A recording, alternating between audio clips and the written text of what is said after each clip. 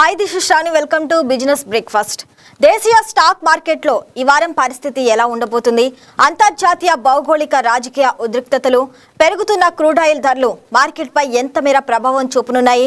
Nifty 24,000 మార్కును కాపాడుకుంటుందా, లేక 24,430 నిరోధాన్ని అధిగమించి మరింత పైకి వెళ్తుందా?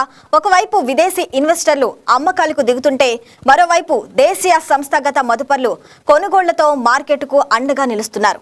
రక్షణ, పిఎస్యు, బ్యాంకింగ్ రంగాల్లో జోష్ కనిపిస్తుండగా, పండుగల సీజన్ నేపథ్యంలో auto, infra, health care, pharma రంగాలపై కూడా ఇన్వెస్టర్ల దృష్టి ఉంది. అయితే ఈ సమయంలో మార్కెట్లో ఎక్కడ అవకాశాలు ఉన్నాయి, ఏ స్థాయిలో కొనుగోలు చేయాలి, ఎక్కడ జాగ్రత్తగా ఉండాలి?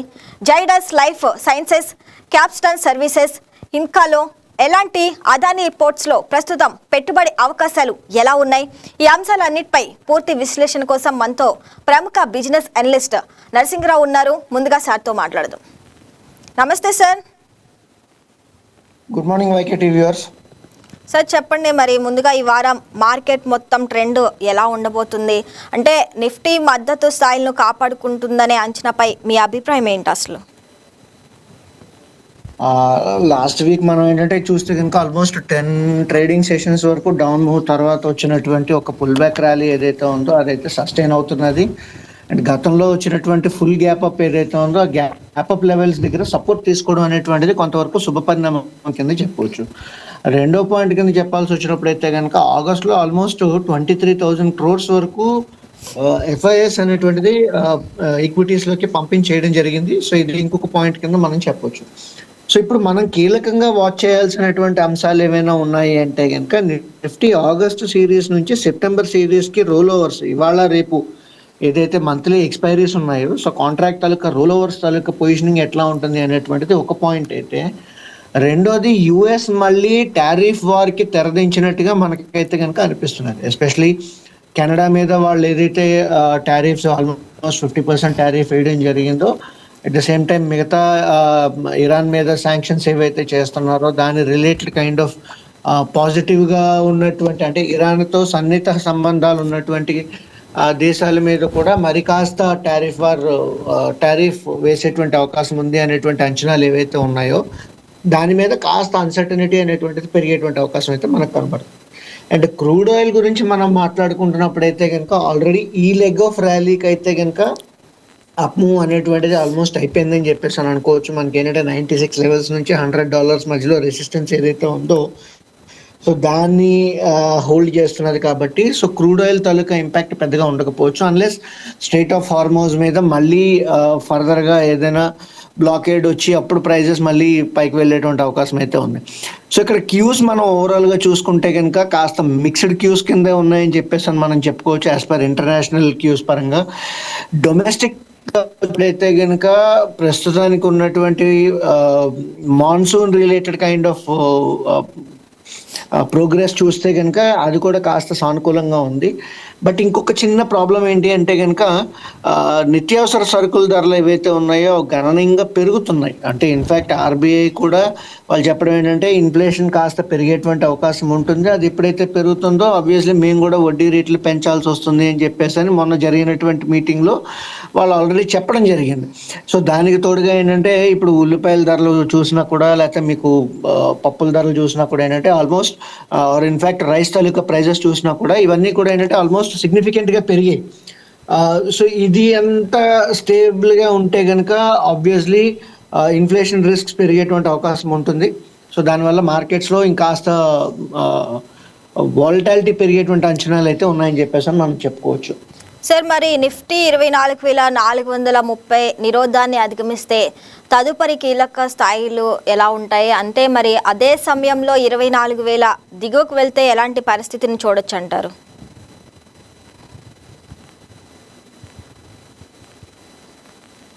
సార్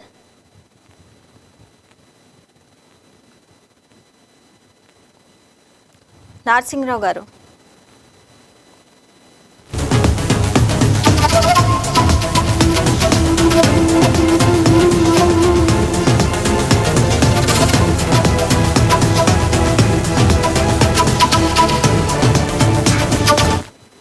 సార్ సార్ నరసింహరావు గారు, నిఫ్టీ 24,430 నిరోధాన్ని అధిగమిస్తే తదుపరి కీలక స్థాయిలు ఏంటి? మరి అదే సమయంలో 24,000 దిగువకు వెళ్తే ఎలాంటి పరిస్థితిని చూడొచ్చు అంటారు? సో ఇప్పుడు మనం మాట్లాడుకుంటున్నటువంటి బ్రాడ్ రేంజ్ ఏదైతే ఉందో, సో గత 15 రోజుల నుంచి 20 రోజుల మధ్యలో ట్రేడింగ్ అవుతున్నటువంటి బ్రాడ్ రేంజ్ ఏదైతే ఉందో, సో డౌన్ సైడ్ అయితే 24,100 ఇస్ ద క్రూషియల్ సపోర్ట్ కింద మనం చెప్పుకుంటున్నాం. అంటే నిఫ్టీ ఫ్యూచర్స్ తాలూకా లెవెల్స్ చెప్తున్నాను నేను, ఎందుకంటే ప్రీమియం అయితే ఆల్మోస్ట్ 60 to 80 పాయింట్స్ అనేది కంటిన్యూ అవుతుంది కాబట్టి, సో నిఫ్టీ ఫ్యూచర్స్ తాలూకా లెవెల్స్ పరంగా మనం మాట్లాడుకోవాల్సి వచ్చినప్పుడు అయితే కనుక 24,100 డౌన్ సైడ్ సపోర్ట్ కింద ఉంది. అప్ సైడ్ రెసిస్టెన్స్ అయితే కనుక 24,500 ఆ ప్రాంతాల్లో అయితే రెసిస్టెన్స్ అయితే కనబడుతుంది. సో ఇప్పుడు ఉన్నటువంటి ఇవాళ కూడా మనం గిఫ్ట్ నిఫ్టీ చూస్తే ఆల్మోస్ట్ ఒక 100 పాయింట్స్ గ్యాప్ అప్ అనేటువంటిది చూస్తున్నాం మనం, in that to without any kind of major news flow. ఒకవేళ న్యూస్ ఫ్లో కనుక పాజిటివిటీ, అంటే మనం యూఎస్ నుంచి రాబోయేటువంటి టారిఫ్స్ ఏవైతే ఉన్నాయో అవి కాస్త సబ్డ్యూడ్గా ఉంటే కనుక మార్కెట్లో మళ్ళీ 24,500 దాటేటువంటి అవకాశం ఉంటుంది. అండ్ ఇక్కడ ఇంకోటి మనం గమనించాల్సిన విషయం ఏంటి అంటే కనుక, గత 4 ఎక్స్పైరీలుగా చూసుకునేటప్పుడు, వెదర్ ఇట్ ఈస్ జూలైది కావచ్చు, జూన్ది కావచ్చు, మేది కావచ్చు, ఆర్ ఏప్రిల్ది కావచ్చు, ఈ 4 ఎక్స్పైరీలు కూడా 24,100 కింద క్లోజ్ అవ్వడం చూసాం మనం. అంటే మనం ఆఖరి మంగళవారం తాలూకా క్లోజెస్ చూసుకుంటే కనుక ఇవన్నీ కూడా 24,100 కింద క్లోజ్ అయినటువంటి సందర్భాలు చూసాం లాస్ట్ 4 months. బట్ ఈ మంత్ కనుక మనం 24,100 పైన ఆర్ 24,200 పైన కనుక క్లోజ్ అయితే కనుక అది కాస్త పాజిటివిటీ పెంచేటువంటి అవకాశం అయితే ఉంటుంది. ఇక్కడ రెండో ఆస్పెక్ట్ మనం టెక్నికల్గా చూసుకునేటప్పుడు అయితే కనుక నిఫ్టీ ఫ్యూచర్స్ తాలూకా ప్రీమియం ఏదైతే ఉందో ఆల్మోస్ట్ 60 నుంచి 80 పాయింట్ల మధ్యన ఇప్పటి వరకు కూడా, అంటే రేపు ఎక్స్పైరీ ఉన్నా కూడా ఈ 60 పాయింట్స్ అప్మూవ్ అనేటువంటిది, ఈ 60 పాయింట్స్ ప్రీమియం అనేటువంటిది కాస్త పాజిటివిటీ అని చెప్పేసి అని మనం చెప్పుకోవచ్చు. సో ఓవరాల్గా ట్రెండ్ చూస్తుంటే కాస్త పాజిటివిటీ అయితే బిల్డప్ అవుతున్నది. మోరోవర్ ఈ 24,100 బ్రేక్ అవ్వకపోతే కనుక 24,800, 24,900 వైపు వెళ్ళేటువంటి అవకాశం అయితే మనకు కనబడుతుంది. సార్, మరి విదేశీ ఇన్వెస్టర్లేమో అమ్మకాలు కొనసాగిస్తుండగా దేశీయ సంస్థాగత మదుపరులు అయితే కొనుగోలు చేస్తున్నారు. మరి ఈ రెండు శక్తుల ప్రస్తుతం మార్కెట్ను నడిపించేది ఏదంటారు? రెండింటి మధ్యన మార్కెట్లో అయితే కనుక మార్కెట్స్లో మొమెంటం లేదు, తర్వాత డైరెక్షనాలిటీ లేదు, ఇంట్రాడేలో వాలటాలిటీ అయితే లేదు. మీరు గత 3 నెలల నుంచి చూస్తే కనుక ఇంట్రాడే రేంజెస్ ఏవైతే ఉన్నాయో, సో ఆల్మోస్ట్ 100 పాయింట్ రేంజ్లోనే ట్రేడ్ అవుతున్నది. ఎఫ్ఐఎస్ కూడా డెరివేటివ్స్లో నెగిటివ్గా ఉన్నారు, క్యాష్ మార్కెట్లో బై చేస్తున్నారు. సో డిఐఎస్ చూసుకుంటే కనుక వాళ్ళైతే కనుక వాళ్ళకి వస్తున్నటువంటి ఎస్ఐపి మనీ కావచ్చు, ఆర్ లంసమ్ ఫ్లోస్ ద్వారా కావచ్చు, మార్కెట్ని కొంతవరకు సపోర్ట్ చేస్తున్నారని చెప్పేసి అని మనం చెప్పుకోవచ్చు.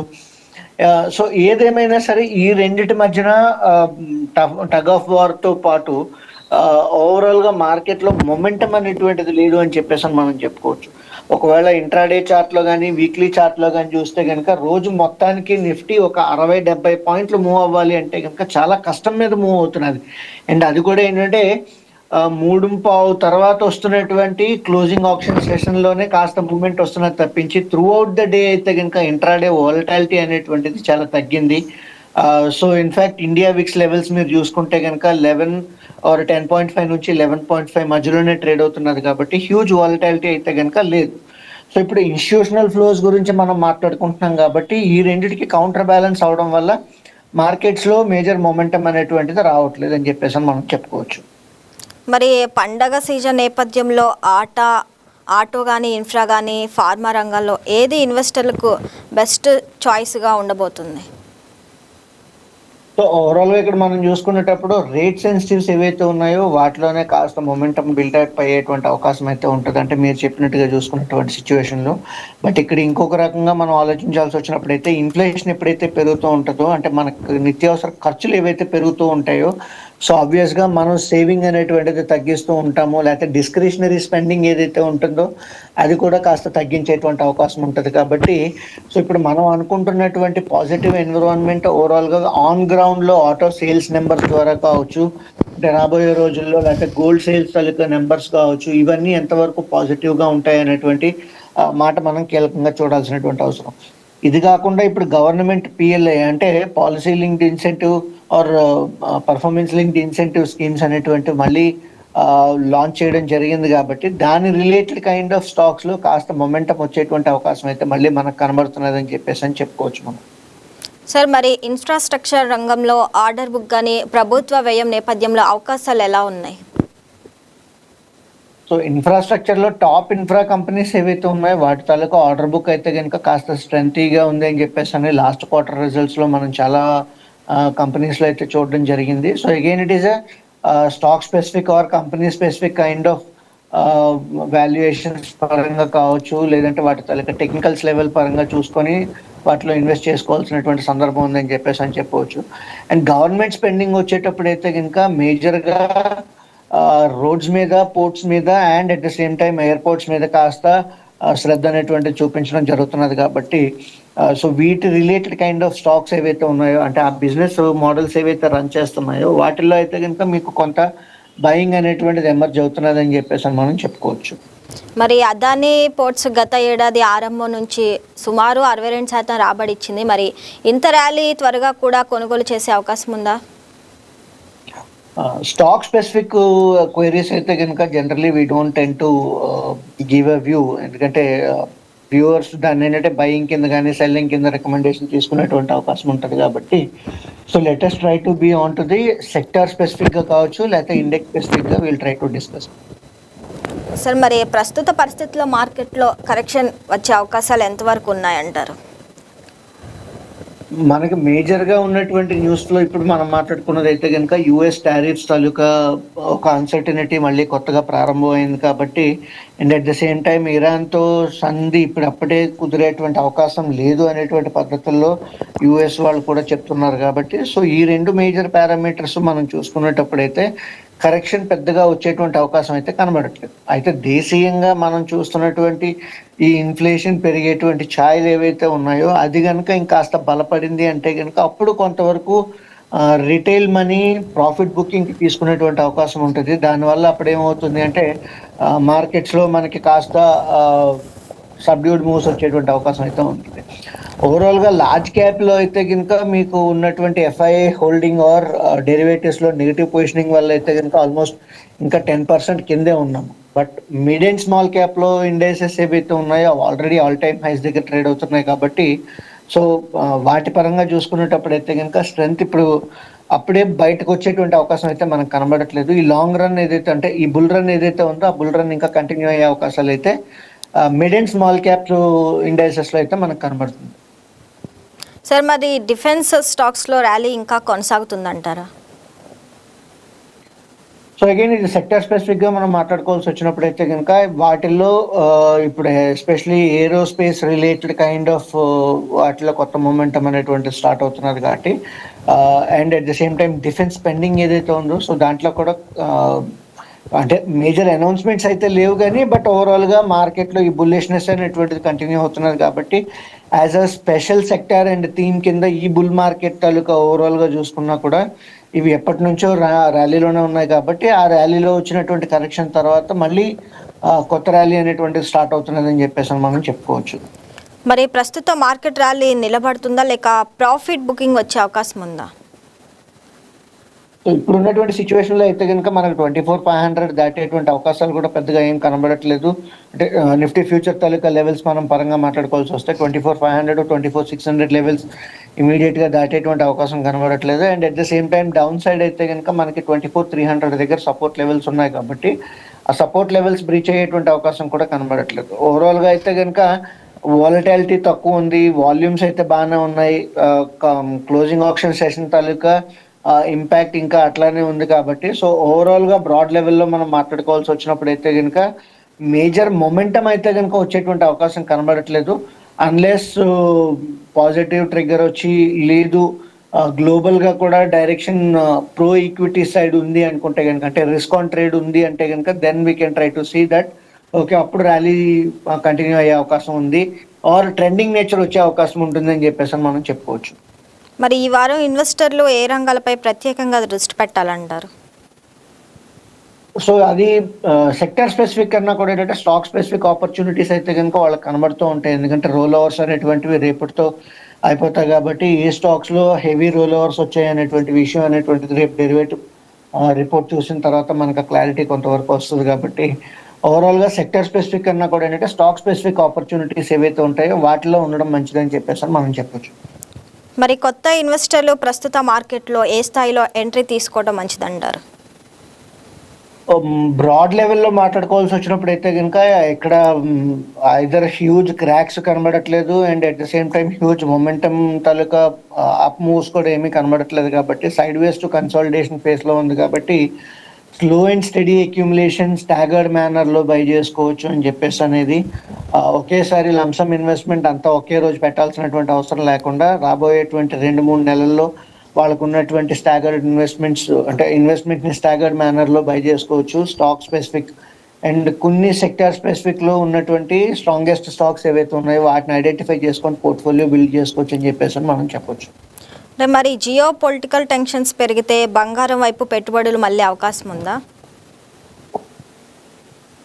ఆల్రెడీ మీకు గత వారంలోని అంటే గత 2 వారాలుగా చూసుకుంటే కనుక సిల్వర్ కావచ్చు గోల్డ్ కావచ్చు రెండు భారీగా పెరగడం చూసాం మనం. ఆల్మోస్ట్ సిల్వర్ అయితే 2,50,000 దాకాను గోల్డ్ అయితే కనుక 1,65,000 దాకా రావడం చూసాం కాబట్టి ఆల్రెడీ ర్యాలీ అయితే కనుక కంటిన్యూ అవుతున్నది. అండ్ సో ప్రస్తుతం ఉన్నటువంటి సిచ్యువేషన్లో అన్సర్టినిటీని ఆల్రెడీ అవి ఫ్యాక్టరింగ్ చేస్తున్నాయని చెప్పేసి మనం చెప్పుకోవచ్చు. ఇప్పుడు ఇదేదో కొత్తగా వచ్చినటువంటి ఫ్యాక్టరీ అన్నట్టు కాకుండానే మనకి ఇప్పుడు ఈ ప్రైజెస్ అనేటువంటి లాస్ట్ 2 వీక్స్ నుంచి పెరుగుతున్నాయంటే ఓకే ఎక్కడో దగ్గర ఏదో అన్సర్టినిటీ రావచ్చు అనేటువంటి ఉద్దేశంతోనే ఇవి పెరుగుతున్నాయి అనేటువంటి సంకేతాలు అయితే మనకి ఇస్తున్నాయి. అంటే పిఎస్యు బ్యాంకులో ఇంకా కొనుగోలుకు అవకాశం ఉంటుందా?